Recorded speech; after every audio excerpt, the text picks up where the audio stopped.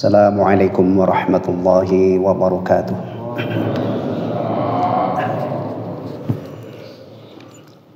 Bismillahirrahmanirrahim. Alhamdulillahi rabbil alamin. Wabihi nasta'inu ala umurid dunya waddin.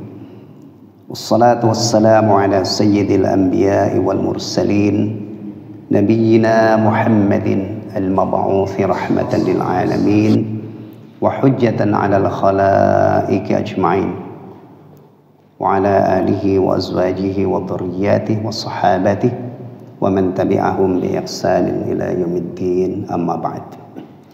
Jamaah sekalian, kaum muslimin wal muslimat rahimani wa rahimakumullah. Ada muslimat ya? Di belakang ada kaum muslimat? Ya. Yang semoga kita senantiasa mendapatkan curahan rahmat Allah Subhanahu wa taala. Alhamdulillahilladzi bi ni'matihi tatimmus shalihat. Segala puji bagi Allah yang dengan curahan nikmat-nikmatnya terrealisasilah berbagai macam kebaikan. Kita sebagai orang muslim meyakini bahwa Allah Subhanahu wa taala adalah Rabbul Alamin, Rabb semesta alam, yang menciptakan alam semesta, yang mengatur, yang mengendalikan. Dan juga kita yakini Allah satu-satunya sang pemberi nikmat, tidak ada sekutu baginya. Kita yakini dialah satu-satunya yang punya hak untuk disembah dan diibadahi. La ilaha illallah, tidak ada ilah yang berhak disembah kecuali Allah. Dia memiliki nama-nama yang bagus dan sifat-sifat yang maha tinggi, yang maha mulia, yang tidak sama dengan sifat-sifat makhluknya. Kita mengharap ridhonya, kita mengharap rahmatnya, kita mengharap ampunannya. Kita mengharap iman, Islam dan amal soleh kita diterima olehnya dan menjadi penyebab kita dijauhkan dari nerakanya dan dimasukkan ke dalam surganya. Itulah keberuntungan yang tiada tara. Salawat serta salam semoga tercurah untuk Rasulullah Muhammad SAW yang telah dipilih oleh Allah Subhanahu wa taala menjadi Rasul yang terakhir untuk seluruh alam semesta, yang kita diwajibkan untuk menaatinya, diwajibkan untuk membenarkan sabda-sabdanya, kita diwajibkan untuk mengikuti beliau dalam beribadah keharibaannya. Kita berharap kepada Allah semoga kelak di mahsyar kita termasuk orang-orang yang diizinkan oleh Allah mendapatkan syafaatnya. Demikian juga semoga kita termasuk umat beliau yang diizinkan oleh Allah untuk meminum air telaga Al-Kautsar yang Rasulullah SAW sebutkan sifat air telaga Kautsar itu lebih manis daripada madu, lebih putih daripada susu. Siapapun yang mereguk air Kautsar di mahsyar, dia tidak akan mengalami kehausan selama-lamanya. Semoga salawat serta salam tercurah untuk beliau sallallahu alaihi wasallam. Amin amin ya rabbal alamin. Jemaah sekalian, ikhwatal iman rahimani wa rahimakumullah. Insyaallah pagi ini kita akan melanjutkan menelaah tafsir surah An-Nazi'at. Yang beberapa pertemuan itu terjeda dengan judul yang lain. Semoga pagi ini kita dimudahkan oleh Allah untuk melanjutkan apa yang sudah kita kaji pada bulan-bulan yang lalu. Qiraatul Quran bitadabbur, membaca Al-Quran dengan dihayati, dengan direnungkan dalam-dalam. Itu dinyatakan oleh para ulama sebagai makanan hati yang paling bergizi. Di samping makanan-makanan yang lain seperti berdoa, bersolawat kepada Nabi, qiyamul lail, ya. Di antara makanan yang sangat bergizi bagi hati kita adalah qiraatul Quran bitadabbur. Semoga dengan kegiatan ini kita punya majelis kecil-kecilan, ya. Ini majelis kecil-kecilan apa majelis akbar ini? Sedang. Oh ya, sedang. Semoga, ya, kita mendapatkan faedah yang banyak karena yang kita kaji ini adalah kitab yang penuh keberkahan. Mukjizat yang paling besar, ya, yang Allah anugerahkan kepada Rasulullah Muhammad SAW. Kalau mukjizat para nabi itu paling-paling kita ketahui, tapi kita tidak pernah melihat. Mukjizat Nabi Isa, ya, bisa menghidupkan orang mati, menyembuhkan penyakit sopak, pernah membuat burung dari tanah kemudian beliau tiup akhirnya bisa terbang. Itu semua adalah kisah. Demikian juga mukjizat Nabi Sulaiman, Nabi Musa, itu umumnya adalah kisah. Kita tidak pernah melihat, tapi kita yakini itu benar-benar terjadi karena dikisahkan oleh Allah dalam Al-Quran. Tapi kalau Al-Quranul Karim, alhamdulillah, ya, dijaga oleh Allah Subhanahu wa taala, bisa kita baca kapan saja, bisa kita pelajari, falillahil hamd. Baik ikhwatal iman rahimani wa rahimakumullah, kita sudah sampai di beberapa ayat bagian akhirnya, yaitu fa idza ja'atit tammatul kubra. Mulai dari ayat ini kita kaji tafsirnya pada pagi hari ini insyaallah. Baik, ana awali dengan tilawah ayat-ayat ini, ya. Semoga tilawah ini menambah keberkahan majelis kita di pagi hari ini di tempat yang sangat mulia ini. A'udzu billahi minasy syaithanir rajim. Fa idza ja'atit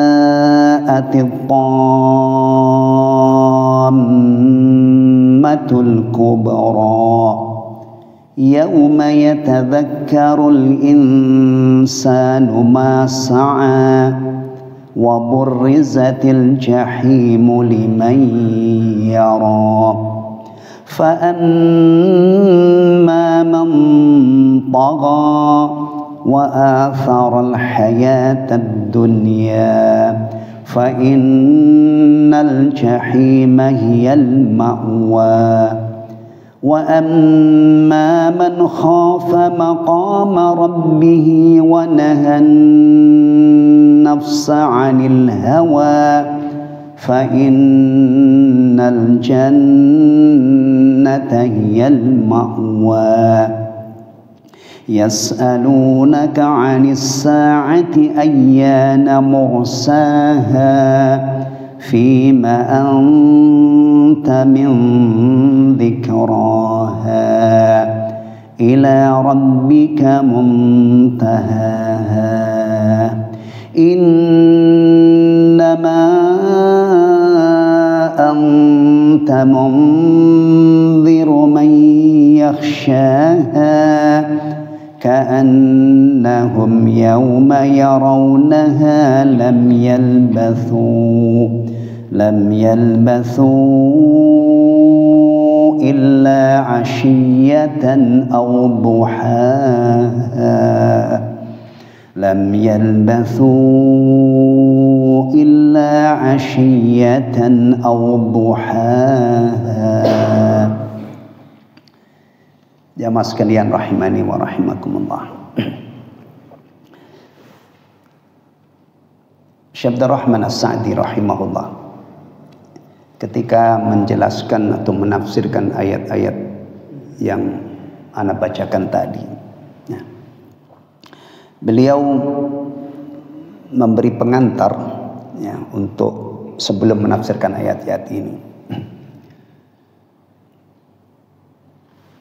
Allah yang menciptakan langit yang sangat besar dan cahaya serta benda-benda langit yang ada padanya. bumi yang padat, yang bertanah, yang padanya tumbuh tanaman-tanaman yang menjadi kebutuhan pokok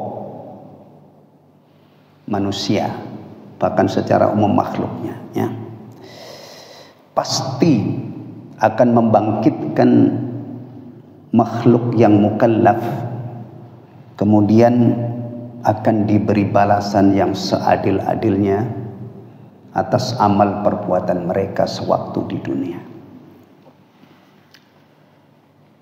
Ayat-ayat sebelum ini, ya, mulai dari firman Allah Subhanahu wa taala, a antum asyaddu khalqan amis sama, dan seterusnya sampai firman Allah tabaraka wa taala, mata'an lakum wa li'an'amikum.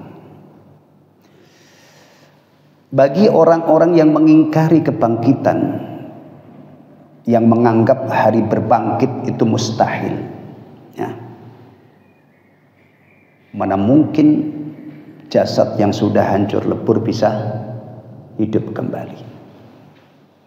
May yuhyil idhama wa hiya ramim. Keingkaran mereka itu, ya, diceritakan oleh Allah tabaraka wa taala dalam surah Yasin. Mereka mengatakan may yuhyil idhama wa hiya ramim. Kalau kita telusuri tafsir ayat ini, ada riwayat yang menyatakan itu ada orang musyrik mungkirul ba'ats, meremas-remas tulang yang sudah lapuk. Diremas-remas tulang orang, ditaburkan di wajah Rasulullah sallallahu alaihi wasallam. Ya, dengan pongahnya dia mengatakan may yuhyil idhama wa hiya ramim. Siapa yang bisa menghidupkan kembali tulang belulang yang sudah remek ini, yang sudah lapuk?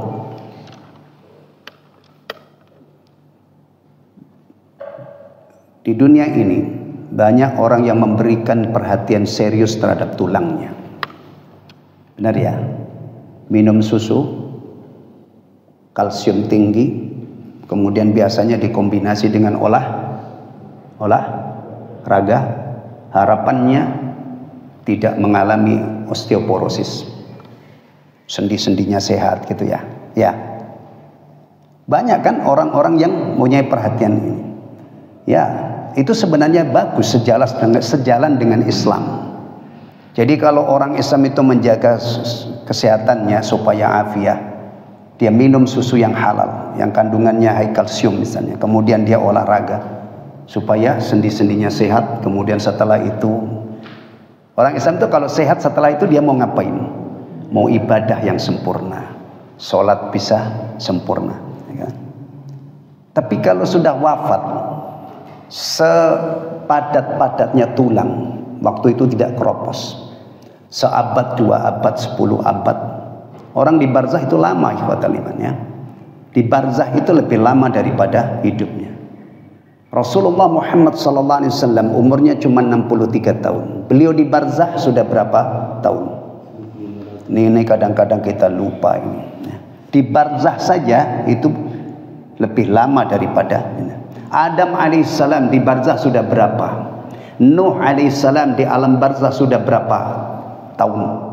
Fir'aun, Qarun, Haman, Namrud, ya, itu yang pemimpin-pemimpin yang jahat-jahat. Yang saleh ada Dzulqarnain, ada para anbiya, semua itu dari alam barzah. Ada 4 penguasa besar yang dulu diberi kekuasaan oleh Allah luar biasa. Yang 2 saleh, yang 2 itu zalim, bahkan kafir. Yang saleh Sulaiman alaihissalam, Dzulqarnain, ada di surah Al-Kahfi itu sebagian kisahnya, yang membuat dinding untuk membentengi Ya'juj wa Ma'juj, itu Dzulqarnain. Yang 2 yang zalim itu adalah Namrud dan Bukhtanasar. Fir'aun itu masih kalah dengan raja-raja ini, wilayah kekuasaannya. Semuanya sudah di alam barzah. Tayyib. Baik.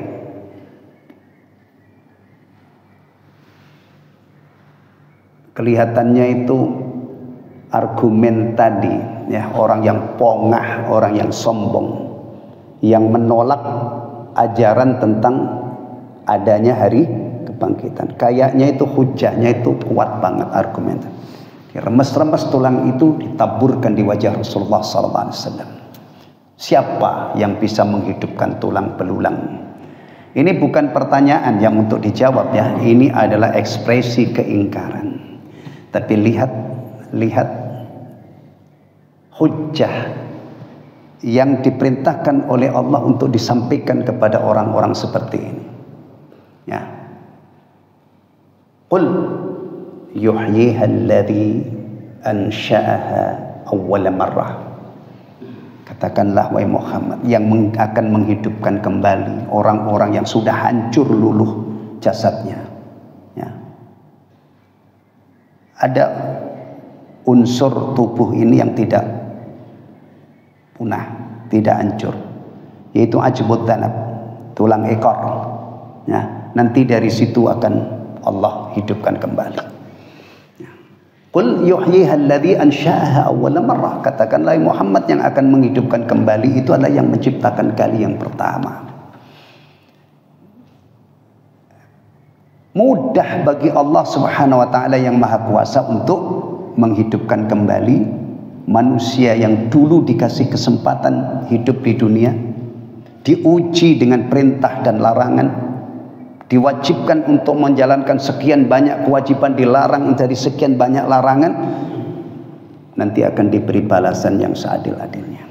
Nah, ayat-ayat mulai antum asyaddu khalqan amis sama, ya, ini adalah bukti yang sangat nyata yang menunjukkan bahwa Allah Subhanahu wa taala Maha Kuasa. Mudah baginya untuk menghidupkan kembali makhluk yang mukallaf, kemudian diberi balasan yang seadil-adilnya. Maka pengantarnya tadi, zat yang menciptakan langit.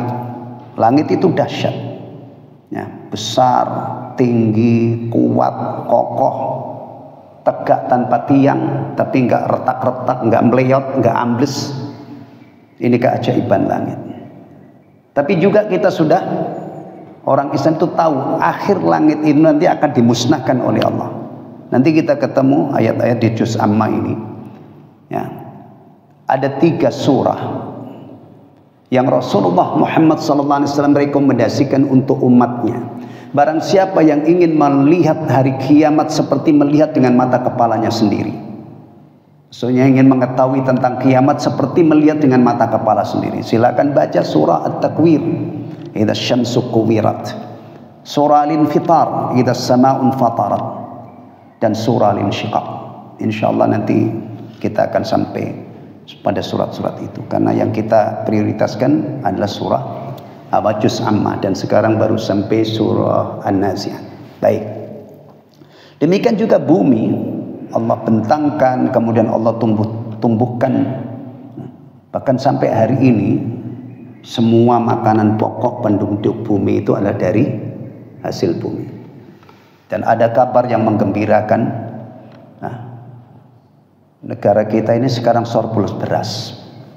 Menteri Pertanian yang sekarang ini, alhamdulillah, melalui beliau Allah berikan rizki melimpah. Ya, iya, bahkan beberapa hari yang lalu itu saya baca katanya mau ekspor ke Malaysia, nggak tahu berapa ton. Tapi yang jelas, alhamdulillah, kita bersyukur mendengar berita bahwa makanan pokok kita ini surplus ya. Ya, swasembada pangan itu sudah terrealisasi, alhamdulillah. Baik.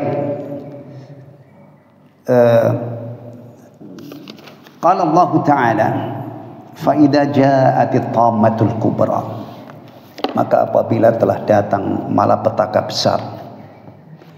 At-tammatul kubra itu salah satu nama dari nama hari kiamat. Antum perhatikan jemaah sekalian, hari kiamat itu dahsyat. Allah Subhanahu wa taala sebutkan hari kiamat itu dengan beberapa sebutan, sehingga bisa kita simpulkan hari kiamat itu punya beberapa nama. Ya. Yaumul Qiyamah itu yang paling topnya, biasanya kita menyebutnya hari kiamat.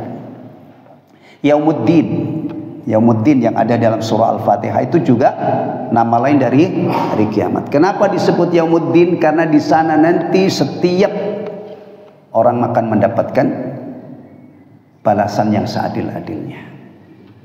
Al-Qari'ah. Al-Qari'ah wa ma adraka mal Qari'ah. Al-Qari'ah itu mal Qari'ah wa ma adraka mal Qari'ah. Mal Qari'ah itu juga salah satu nama. Ada lagi Al-Ghasyiyah. Itu juga salah satu nama dari nama-nama hari kiamat. Di sini kita ketemu dengan firman Allah, fa idza ja'atit tamatul kubra. Ai idza ja'atil qiyamatul kubra, apabila telah datang kiamat kubra. Wasyiddatul ubma, dan peristiwa-peristiwa yang dahsyat. Allati yahunu indaha kullu syiddah, yang semua peristiwa dahsyat yang terjadi di dunia ini menjadi sangat kecil dibanding dengan nanti peristiwa-peristiwa dahsyat pada hari kiamat. Ya. Ketika itu seorang ayah lupa terhadap anaknya, ya, lupa terhadap istrinya. Setiap orang pisah dengan orang yang dikasihinya. Ya. Makna ini diambil dari nanti surah Abasa, fa idza ja'atis sakha, fa idza ja'atis sakha yauma yafirrul mar'u min akhi, dan seterusnya. Ya. Kalau hari kiamat ini sudah terjadi, jemaah sekalian, apa yang terjadi pada diri kita? Yauma yatadzakkarul insanu ma sa'a. Ya. Pada hari itu manusia ingat apa yang telah diperbuat waktu di dunia. Coba antum ingat-ingat, kalau saya tanya 5 tahun yang lalu sampai hari ini, apa saja yang telah Anda lakukan? Anda ngomong apa? Bicara apa? Tidak ada satupun yang sanggup mengingat-ingat secara persis apa ya?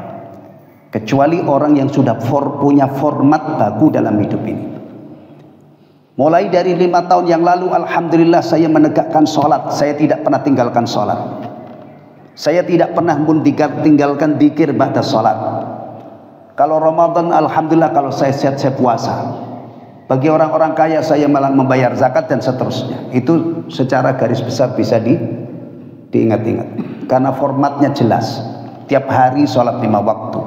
Tiap hari dzikir ba'da sholat. Tiap hari tasbih, tahmid, itu yang diingat. Baca Quran, tapi ucapan-ucapan yang lain tidak tahu kan detailnya bagaimana, kecuali orang itu tiap hari pegang rekaman. Nah, nih kan tidak ada yang begitu.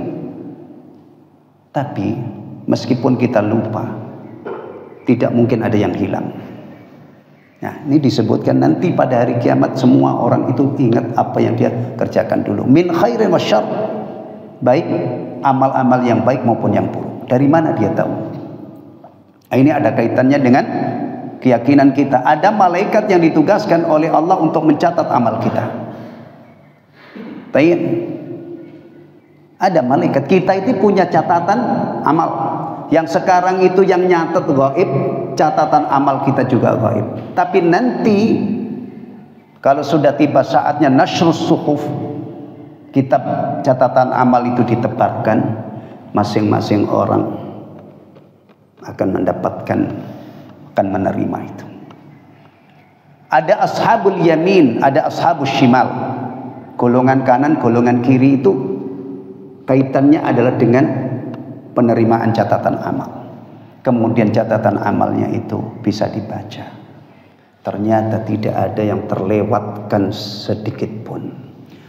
Wa wudi'al kitabu fataral mujrimina mushfiqina mimma fihi wa yaquluna ya wailatana ma li hadzal kitabi la yughadiru saghiratan wala kabiratan illa ahsaha. Ayat ini ada di surah apa? Surah apa? Ada di surah apa? Al-Kahfi. Surah Al-Kahfi itu direkomendasikan untuk dibaca pada hari Jumat. Hari Jumat ya. Saya menyimak penjelasan Syekh, siapa saya lupa namanya. Itu disunahkan untuk membacanya di hari Jumat. Kata beliau, yang di malam Jumat itu hadisnya dhaif. Jadi dibaca di hari Jumat siangnya. Ya. Jadi hari Jumat kalau kita rutin membaca surah Al-Kahfi dan faham, ketemu dengan ayat ini. Kita sekarang saatnya beramal, dikasih kesempatan untuk bicara, ngomong, dicatat semuanya oleh malaikat. Yang maki-maki orang, yang gibah, yang nganamimah, yang dusta, yang menfitnah orang, semua ada catatannya. Begitu juga yang tasbih, tahmid, takbir, tahlil, baca Quran, selawat, ada catatannya. Nggak ada yang hilang satupun. Ini yang banyak dilupakan orang. Bahkan hatta kaum muslimin banyak yang lupa tentang masalah ini. Dicatat, kemudian satu saat nanti dibagikan, dan orang itu bisa melihat. Bayangkan orang yang liar di dunia ini, kemudian tiba-tiba dia menerima catatan amalnya yang berisi semua yang dia lakukan, semua yang dia ucapkan, tidak ada yang luput, yang kecil maupun yang besar. Bayangkan itu kalutnya kayak apa, paniknya kayak apa. Na'udzubillah min hadzal hal. Nah, dari situ kita nanti tahu apa yang kita kerjakan. Baik. Kemudian pada saat itu dia akan yakin bahwa kunci kebahagiaannya dan kerugiannya itu adalah tergantung apa yang dia telah lakukan di dunia. Ya. Sekarang ini kita di dunia itu ada ungkapan ad-dunya mazra'atul akhirah. Begitu ya. Sering ya mendengar ungkapan ini, dunia itu adalah ladang akhirat. Saatnya kita bercocok tanam. Ada juga ungkapan lain, al-an amalun bila hisab wa ghadan hisabun bila amal. Sekarang ini yang ada adalah kesempatan beramal, belum ada hisab. Dan besok di akhirat, besok ya, akhirat itu diungkapkan besok. Ya. Seperti dalam firman Allah, wal tandur nafsum ma qaddamat lighad. Hendaknya setiap individu itu memperhatikan apa yang sudah dia siapkan untuk besok. Besok itu maksudnya adalah akhirat. Al-Hafidz Ibnu Katsir rahimahullah menafsirkan ayat ini, hasibu anfusakum qabla an tuhasabu. Hisablah dirimu sebelum nanti kamu dihisab. Wanzuru ma daddakhartum minal li anfusikum minal a'malis salihah liyaumi ardikum wa ma'atikum ila rabbikum. Dan perhatikan, cermati, perhatikan baik-baik amal soleh apa yang sudah kamu tabung untuk menghadap Tuhan, menghadap Allah tabaraka wa ta'ala. Nah. Al-an, sekarang ini sampai kita mati, sepanjang hayat kita ini kesempatan untuk beramal. Wa ghadan nanti di akhirat yang ada itu hisab, tidak ada lagi kesempatan beramal. Ya. Di saat Allah Subhanahu wa ta'ala sudah menghisab hamba-hambanya, maka di situ nanti balasannya akan terbelah menjadi dua, fariqun fil jannah wa fariqun fis sa'ir. Segolongan manusia tempat kembalinya menetap di surga, dan sebagian manusia kembalinya menetap di neraka. Dan itu bukan diundi, tetapi sebagai jaza, balasan dulu yang diamal, yang dikerjakan di dunia. Kalau kita membaca Al-Quranul Karim, yang akan ditempatkan di surga itu siapa? Itu gamblang banget. Gak usah Al-Baqarah terlalu sulit, terlalu berat bagi kita. Juga gak usah surah-surah panjang. Surah Al-Bayyinah saja. Innal ladzina kafaru min ahlil kitabi wal musyrikina fi nari jahannam khalidina fiha ulaika syarrul bariyah. Dah, ini ayat itu seterang matahari. Tapi ya, urusan Al-Qur'an itu bukan hanya mengandalkan mata. Urusan Al-Qur'an itu urusan hati. Innal ladzina amanu wa 'amilus salihati ulaika hum khairul bariyah. Jazaohum 'inda rabbihim jannatu 'adnin tajri min tahtihal anharu khalidina fiha abada radhiyallahu anhum wa radu'an. Jadi kalau kita bicara surga dan neraka itu mengacu pada ayat ini. Orang yang waktu hidupnya kafir, mati dalam keadaan kafir, neraka jahanam selama-lamanya. Orang yang di waktu di dunianya beriman ya dan wafat dalam keadaan mukmin, karena orang itu ditentukan dalam keadaan wafatnya ya ikhwatal iman ya. Maka mereka itu sebaik-baik makhluk. Tempat mereka adalah surga Aden. Mereka selama-lamanya kekal di dalamnya. Allahumma ja'alna min ahlil jannah. Ya Allah, jadikan kami ini, keluarga kami termasuk ahlul jannah. Amin ya rabbal alamin. Baik. Wa burrizatil jahimu liman yara, dan ditampakkanlah neraka bagi orang-orang yang melihat.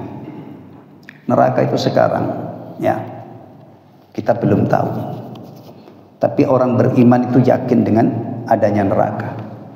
Bahkan kalau orang itu benar-benar mempelajari, paham Al-Qur'annya, dia kenal neraka. Kenal karena banyak diberitakan oleh Allah Subhanahu wa taala dan Rasulullah sallallahu alaihi wasallam. Pintu neraka ada berapa? Pintu neraka. Kalau kita paham Al-Qur'an, ketemu dalam Al-Qur'an laha sab'atu abwab. Neraka jahanam itu punya 7 pintu. Kalau surga punya berapa pintu? 8. Siapa yang akan masuk surga? Secara umum orang yang beriman dan beramal soleh. Siapa yang masuk neraka? Orang kafir. Jadi penghuninya itu juga sudah jelas diterangkan dalam kitab suci kita. Nah, jadi kalau sekarang ada orang mempunyai prinsip semua agama sama, pokoknya baik nanti itu surga. Itu mah omon-omon doang, itu nggak ada dalilnya. Yang ada kita temukan di dalam Al-Quran itu orang yang beriman, beramal soleh, yang takwa, yang taat kepada Allah dan Rasulnya, itulah orang-orang yang nanti dibalasi dengan jannah. Adapun orang kafir, orang munafik, orang musyrik, sekali dilemparkan ke dalam neraka tidak akan keluar selama-lamanya. Kalau keadaan orang di surga gimana? Seberapa nikmatnya sih orang di surga itu? Kita bisa mengacu kepada salah satu hadis Nabi sallallahu alaihi wasallam riwayat Imam Muslim. Nanti kalau penduduk surga itu sudah masuk surga, akan ada maklumat yang disampaikan. Untuk kalian semua, kalian sehat terus, tidak akan pernah sakit. Kalian akan hidup terus, tidak akan pernah mati. Untuk kalian muda terus, tidak akan menua. Masya Allah. Ini paling apa nih? Paling apa ya bahasanya ya? Masya Allah, kabar ini kalian akan muda terus, tidak pernah tua. Di dunia ini kan banyak orang yang menolak tua kan? Ya, saya aja kalau mau saya itu hari ini saya belum ubanan, belum ini masih segar bukan. Tapi nggak bisa dielakkan. Orang yang sudah 60 tahun, 70 tahun, apalagi 80 tahun ke atas, mau kayak 20 tahun yang usia 20 tahun, 17 tahun, nggak bisa lah. Di surga itu tidak ada penuaan, dan kalian akan bahagia terus, tidak pernah sengsara. Tidur gak penghuni surga? Kalau orang yang belajar tentang surga tahu jawabannya, karena dijawab oleh Rasulullah pertanyaan ini. Penghuni surga itu min tamami ni'matil jannah, di antara sempurnanya nikmat surga, penghuni surga itu gak tidur. Tidur itu kan untuk melepas lelah, capek di dunia ini. Kita butuh tidur untuk istirahat. Buang air enggak? Buang air enggak? Ayo, jangan kira-kira urusan surga ini harus dalil. Qala Allah, qala Rasulullah. Ternyata Rasulullah SAW juga sudah mengkabarkan penghuni surga itu tidak buang air, tidak ada ingus, tidak ada ludah. Nah, tidak ada buang air. Pembuangannya itu beda dengan kita. Maka antum jangan pernah bertanya WC surga itu semewah apa. Ya enggak ada WC. Orang enggak ada air, kotoran yang dibuang, keluarnya keringatnya bau kasturi. Allahu Akbar.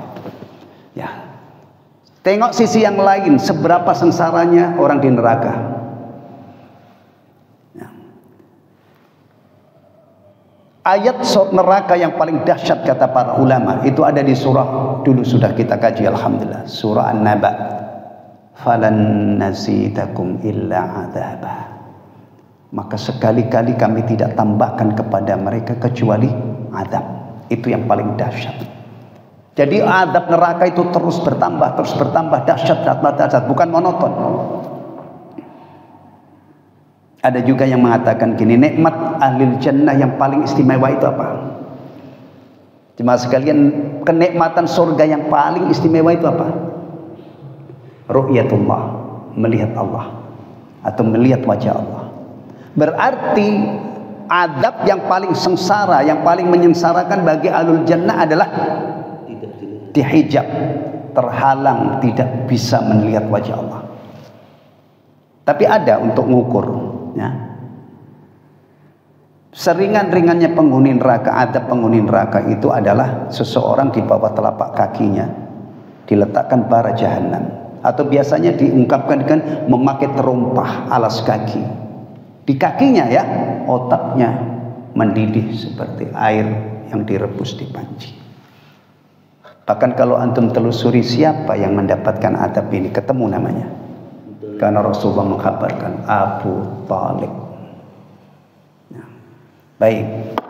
Nah, neraka yang sekarang gaib itu satu saat nanti itu nyata, bisa dilihat. Bahkan menurut Imam Asy-Syaukani di tafsir beliau, semua orang itu melihat. Hatta yang mukmin melihat neraka, tapi dia diselamatkan oleh Allah darinya, sehingga dia merasakan mendapatkan nikmat yang luar biasa. Orang kafir sebelum dijambak ubun-ubunnya dan dilemparkan ke neraka, dia sudah melihat. Sebelum dia lemparkan itu dia sudah melihat.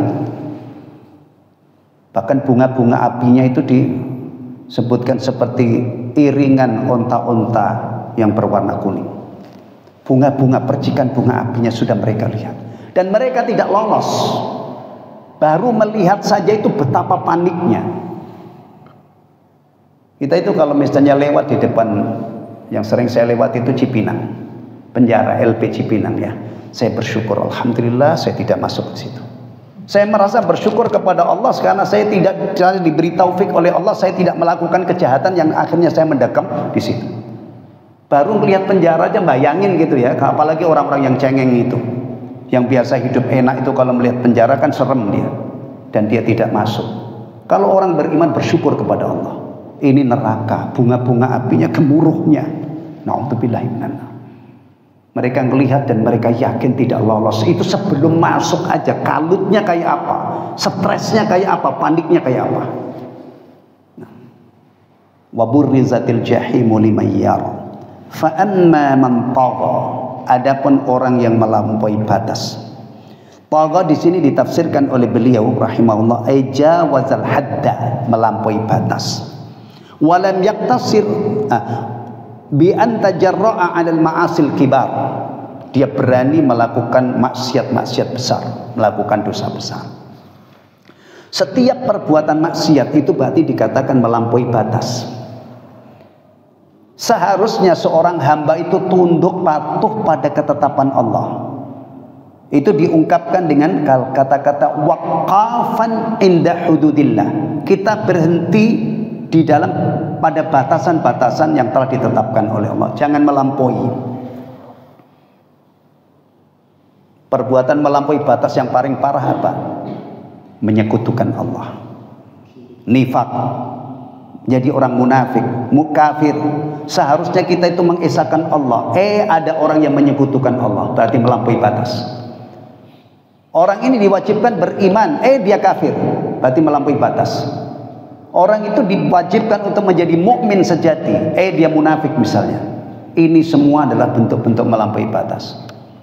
Diwajibkan untuk menegakkan sholat, dia tidak tegakkan, berarti melampaui batas. Maksiat ikhwatal iman jemaah sekalian itu sumbernya dua ya. Maksiat itu dari dua jalur. Meninggalkan kewajiban dan melanggar yang diharamkan oleh Allah. Tapi biasanya gitu ya, orang lebih kepada melanggar maksiat, melanggar larangan. Makanya kadang-kadang itu ada keluarga itu merasa sangat tercemar oleh ulah sebagian anggotanya. Dia mencuri, dia berzina, apalagi sampai hamil wal'iyadzubillah. Itu keluarga muslim kalau sampai kecolongan anaknya ada yang sampai hamil di luar nikah, itu kalau bapaknya masih punya ghirah, punya semangat untuk menjaga kehormatan rumah, biasanya murka, ngamuk, murka, tidak bisa menerima kenyataan ini. Ya, rata-rata begitu. Tapi coba bandingkan, kadang-kadang itu satu keluarga nggak sholat, itu tenang-tenang. Padahal zina itu juga dosa besar, meninggalkan sholat 5 waktu itu juga dosa besar. Bahkan setahu saya lebih besar dosa meninggalkan sholat 5 waktu. Karena sampai sebagian ulama ada yang mengatakan muslim meninggalkan dosa besar itu kafir. Sebagian. Tapi yang disepakati ulama itu kalau ada orang beragama Islam mengingkari kewajiban sholat 5 waktu. Kalau ini sudah sepakat, ada orang beragama Islam tapi dia meyakini sholat 5 waktu itu tidak wajib, maka keingkarannya terhadap kewajiban sholat 5 waktu itu menyebabkan murtad. Itu sudah sepakat ulama Islam. Taib. Ini kadang-kadang. Jadi kalau dihitung dosa-dosa besar yang jalurnya itu meninggalkan kewajiban apa? Meninggalkan sholat 5 waktu, meninggalkan Jumatan bagi orang yang wajib Jumatan, yang tidak punya udzur, meninggalkan bayar zakat, gak mau bayar zakat bagi orang yang sudah wajib zakat, tidak minat haji, tidak mau haji bagi orang yang sudah mampu. Dari situ. Makanya kalau kita pelajari kitab Al-Kabair itu, kitab Imam Adz-Dzahabi rahimahullah, dosa besar yang pertama syirik, dosa besar yang kedua membunuh, dosa besar yang ketiga sihir, dosa besar yang keempat meninggalkan sholat 5 waktu. Orang yang melampaui batas itu prakteknya adalah melakukan dosa-dosa besar. Fa innal jahima hiyal ma'wa. Maka nerakalah tempat kembalinya, tempat kembali. Coba antum ingat-ingat ikhwatal iman. Ada orang yang mengungkapkan kuburan itu peristirahatan terakhir. Hati-hati ini. Apa benar kuburan itu peristirahatan terakhir? Coba apa benar? Kalau kuburan itu kita yakini peristirahatan terakhir, perjalanan orang itu mentok sampai di situ, berhenti sampai di situ. Na'udzubillah min dzalik. Berarti kita ini tidak percaya dengan adanya kehidupan akhirat. Namanya saja barzakh, tempat singgah, transit. Kalau kita ungkapkan seperti orang-orang yang mengungkapkan si fulan telah meninggal pada jam sekian, sekarang sudah diantarkan ke peristirahatan terakhir di mana? Pedurinan. Diantarkan ke peristirahatan terakhir di Sandigu, Al-Azhar, sono Kerawang ya. Jangan mengucapkan alam barzakh itu peristirahatan terakhir. Telah dimakamkan, telah dikubur. Karena kalau itu benar-benar keyakinan kita, berarti kan alam barzakh itu peristirahatan terakhir, tidak akan berangkat lagi, tidak akan pindah. Peristirahatan terakhir itu imma neraka wa imma jannah. Nah ini fa innal jahima hiyal ma'wa. Sesungguhnya neraka itu tempat menetapnya, tempat tinggalnya. Ya. Kalau ini orang kafir berarti sekali masuk dia menetap selama-lamanya. Khalidina fiha, kekal di dalamnya. Taib. Wa amma man khafa maqama rabbih. Nah, sampai di sini orang yang melampaui batas. Bagaimana orang-orang yang beriman yang dia telah menyiapkan jauh-jauh hari bekal untuk selamat di akhirat, karena dia yakin satu saat dia akan berdiri di hadapan Allah. Nih, wa amma man khafa maqama rabbih. Kalau kita lihat terjemahannya di sini,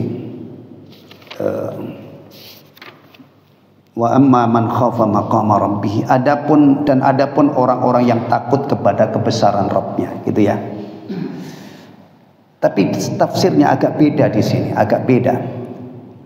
Ai khafal qiyam alaih, orang yang takut dan dia yakin satu saat itu akan berdiri di hadapan Allah. Khafa maqama rabbih. Kemudian dia yakin nanti Allah akan memberikan balasan yang seadil-adilnya. Kemudian rasa takut ini menancap di dalam hatinya. Kemudian pengaruhnya wanahan nafsa anil hawa, dan menahan diri dari keinginan hawa nafsunya. Orang yang seperti ini dinyatakan oleh Allah beda dengan yang pertama yang melampaui batas tadi. Fa innal jannata hiyal ma'wa. Maka sesungguhnya surgalah tempat kembalinya, tempat menetapnya. Mudah-mudahan kita menjadi golongan ini ya. Tapi ini harus berjuang dulu. Antum bayangkan, berawal dari yakin nanti kita itu akan berdiri di hadapan Allah dihisab, kemudian diberi balasan yang seadil-adilnya. Takut jangan-jangan nanti kita tidak selamat. Kemudian rasa takutnya ini membuat dia tunduk patuh kepada Allah. Dia tidak turutkan keinginan hawa nafsunya. Perut punya banyak keinginan, apalagi kemaluan, yaitu keinginannya macam-macam, dia tahan. Berarti orang-orang yang di dunia ini berjuang dengan sungguh-sungguh untuk melawan gelegak gejolak hawa nafsunya. Fa innal jannata hiyal ma'wa. Sesungguhnya surga adalah tempat kembalinya. Kalau sudah sampai di sini jemaah sekalian, kalau sudah sampai di sini, inilah keberuntungan yang tiada tara. Inilah kesuksesan yang tiada tara. Inilah kebahagiaan yang tiada tara. Tadi sudah saya sekelumit sudah saya gambarkan mengacu kepada hadis Nabi bagaimana enaknya orang itu di surga. Nah, itu baru sisi orangnya ya yang saya sebutkan tadi, tidak tidur, tidak buang air, tidak menua dan seterusnya. Belum lagi kenikmatannya di sana itu apa? Ya, banyak sekali. Allah Subhanahu wa taala berfirman dalam hadis qudsi tentang surga. Ini tentang surga ya. Kalau kita tidak pakai pedoman ini, surga itu kadang-kadang dianggap biasa. Apalagi orang-orang kaya yang sombong itu. Kesian amat orang-orang mukmin itu. Dia mau bahagia katanya, mau masuk surga, mau menikmati surga, kadang-kadang puasa, kadang-kadang sholat, dia tidak mau ini, dia tidak mau itu. Kesian amat. Nih kita sudah nikmati surga itu. Bisa saja orang sombong itu seperti itu, ya kan? Tapi kalau kita yakin surga itu, kenikmatan surga itu tidak seperti di dunia ini, sebagaimana telah dijelaskan oleh Allah. Kriterianya apa? A'dadtu li ibadiyas salihin. Aku sediakan untuk hamba-hambaku yang soleh. Berbagai macam kenikmatan. Kriterianya apa? Ma la ainun ra'at. Belum pernah dilihat oleh mata. Jadi kalau di surga misalnya ada pisang nggak di surga itu? Ada, surah Waqiah itu kan. Nah, ada apa lagi? Ada anggur, ada bidadari. Itu tidak sama dengan yang ada di dunia ini. Kalau toh sama itu hanya namanya saja, tapi hakikatnya belum pernah dilihat oleh mata. Terus apa lagi? Wala udunun sami'at. Nikmat yang belum pernah terdengar oleh telinga. Wala khatara ala qalbi bashar. Belum pernah terbetik di hati siapapun. Nikmat yang benar-benar istimewa. Ini kita kalau masuk ke rincian nikmat surga harus berawal dari sini. Karena kalau tidak nanti tadi perempuan cantik nunggu di surga. Sekarang saya mau panggil perempuan cantik dari belapan bumi manapun, saya siapin jet pribadi dijemput. Ada orang yang sanggup melakukan itu di dunia. Apakah itu berarti dia sudah mendapatkan gantinya nikmat surga? Istana gitu ya, kita kalau menyebut surga itu kan istana gitu. Mereka bisa bikin istana, tapi bukan itu, bukan yang ada di dunia ini. Tayyib. Yas'alunaka 'anis sa'ati ayyana mursaha. Mereka bertanya kepadamu wahai Rasul tentang hari kiamat, kapan terjadinya? Antum perhatikan, ini yang tanya itu orang yang tidak percaya dengan adanya hari kiamat. Adapun orang-orang yang beriman ya, setelah dikasih tahu oleh Allah, dikasih tahu oleh Rasulullah, pertanyaan hari kiamat itu tidak perlu kita tanyakan kapan. Karena ditanyakan kepada siapapun tidak ada yang bisa jawab.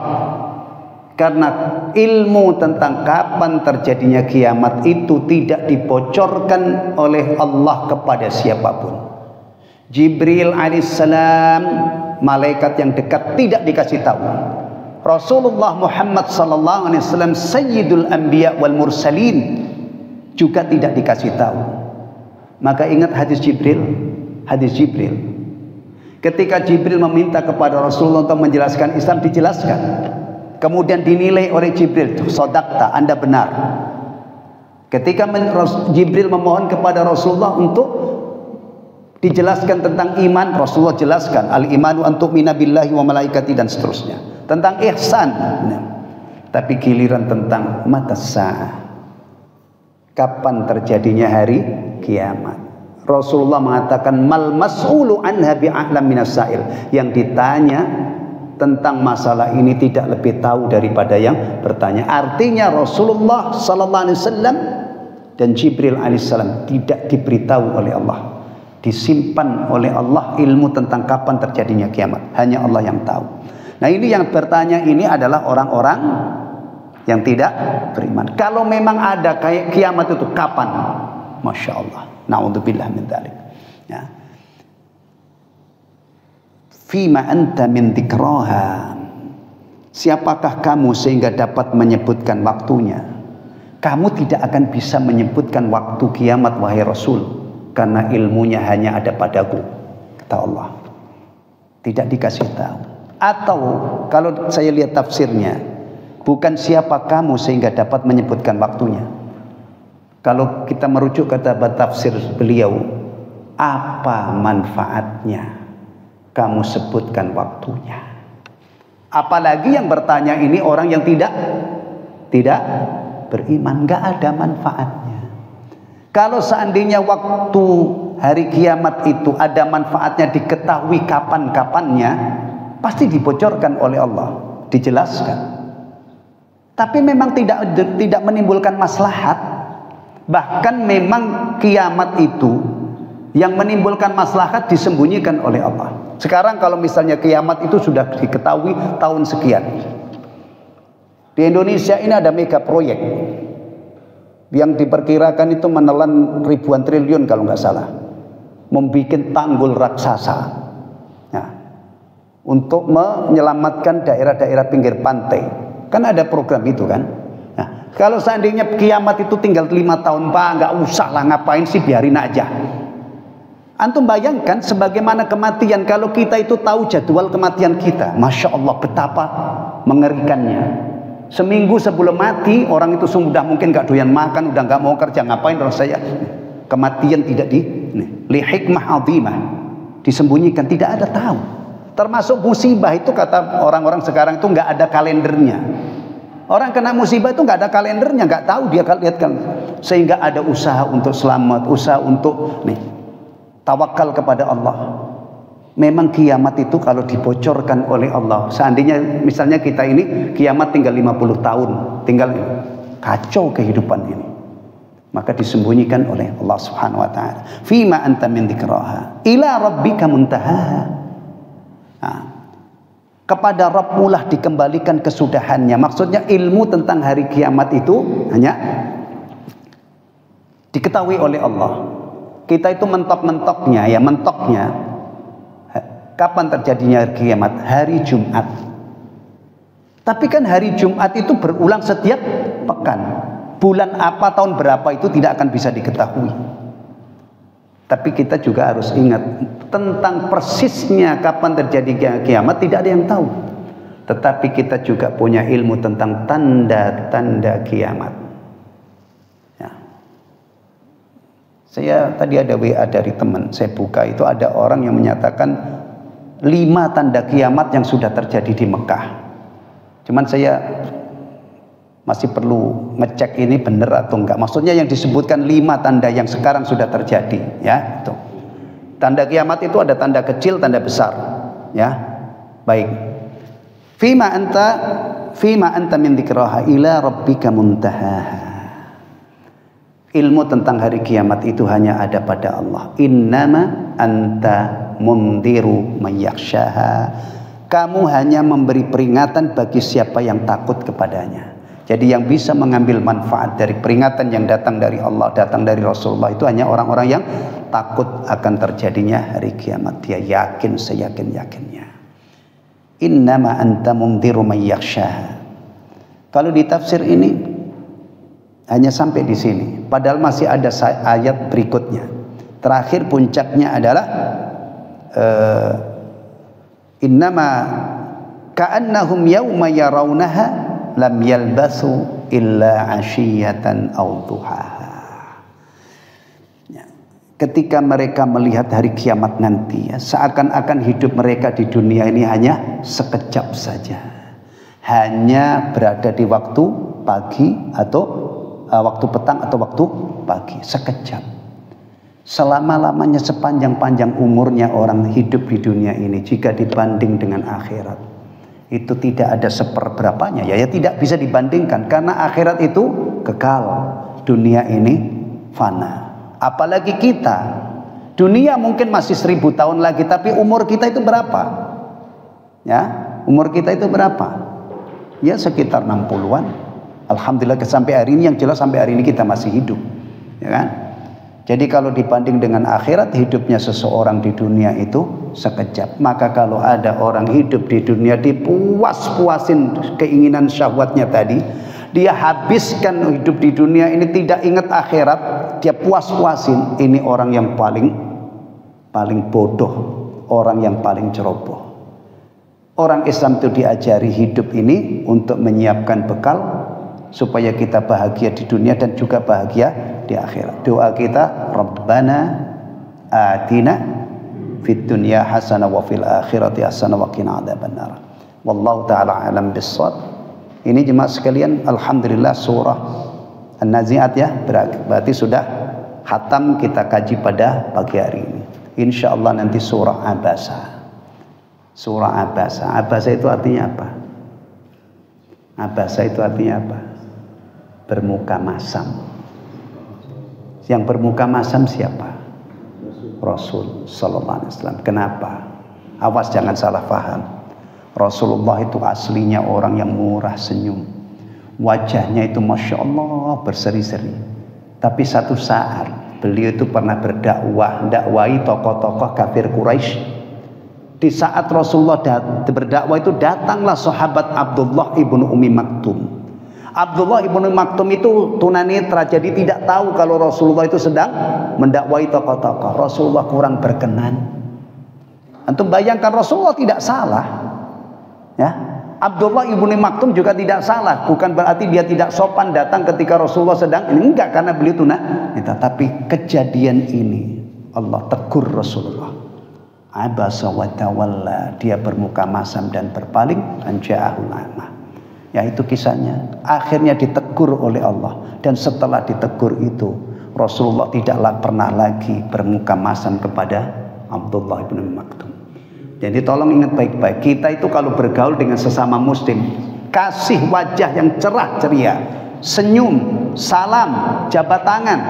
Jangan sampai kita ini orang Islam punya Al-Quran, di situ kita tahu bahwa Nabi saja pernah sekali itu tidak ramah kepada Abdullah bin Maktum, ditegur oleh Allah. Kita umatnya memelihara sifat itu, angkuh, sombong, ketemu orang itu apalagi sampai buang muka, na'udzubillah min dzalik. Ya, na'udzubillah min dzalik. Insyaallah surah Abasa kita kaji bulan depan ya, pertemuannya akan datang. Alhamdulillahilladzi bi ni'matihi tatimmus shalihat. Subhanakallahumma wa bihamdika asyhadu an la ilaha illa anta astaghfiruka wa atubu ilaik. Wassalamualaikum warahmatullahi wabarakatuh. Apa Pak Nur umuman berikutnya?